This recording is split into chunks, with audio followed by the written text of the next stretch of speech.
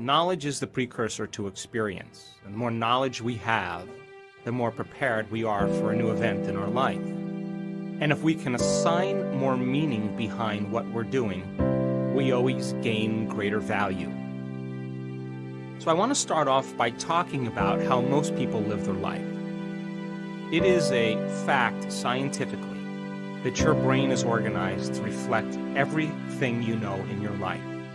Your brain is a record of all the things you've learned intellectually and all the things that you've experienced in your life. In other words, your brain is an artifact. Now, most people wake up in the morning and they think about their problems, they think about themselves, and they begin to anchor themselves into certain feelings and emotions that reaffirm their personality. And since those feelings and emotions are the end product of past experiences, because that's what emotions are, then people begin to ground themselves chemically into the past. So then they think neurologically within the circuits of their brain that are connected to the past, and they feel emotionally and chemically within the boundaries of those past experiences. And so then most people's personality or their state of being is defined by the past. And if thoughts are the language of the brain and feelings are the language of the body, then how most people are thinking neurologically and feeling chemically are causing them to function as a predictable self tied to the past. Now, we can call that, for the most part, our past-present reality. Because once we anchor consciousness into the brain and body and into a state of being, then we could say then our behaviors, choices, the experiences that await us, and how they are going to feel will become very predictable. And so people tend to think the same thoughts, they make the same choices, they demonstrate the same behaviors that create the same experiences, all for the familiar emotion that's called the old personality or the old self. Now, this CD is about defining yourself as a vision of the future instead of a memory of the past. So then in order for you to go from the old self to the new self, one of the ingredients that helps you to do that is consciousness. Now, consciousness is awareness, and awareness is paying attention and noticing. So the more conscious you are of your unconscious self, the less unconscious you will go during the course of your day. Now, I picked two very specific times for these meditations.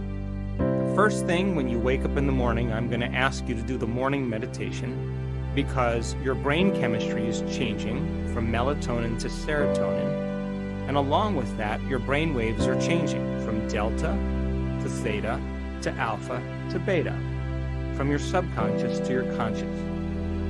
The door to the subconscious mind opens in the morning.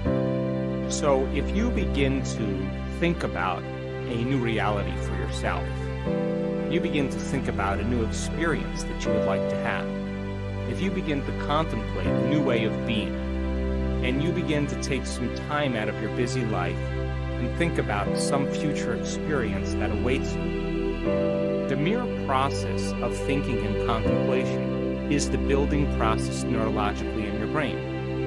And so we are going to ask you to think about a future reality that you may want to experience, some change in yourself that you would like to embrace, some type of event that awaits you in the quantum field. As you begin to think about and speculate a new future event, the frontal lobe turns on. That's the crowning achievement of the human being. It's the creative center. And as you begin to ask the what-if questions, the speculative questions, what would it be like? How would it be? What future awaits me? What do I want?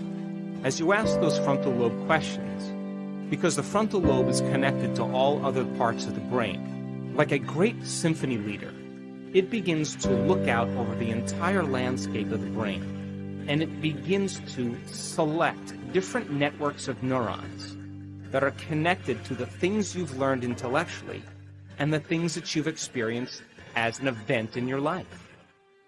As the frontal lobe begins to call up all these different circuits, it begins to seamlessly piece them together to create a new level of mind.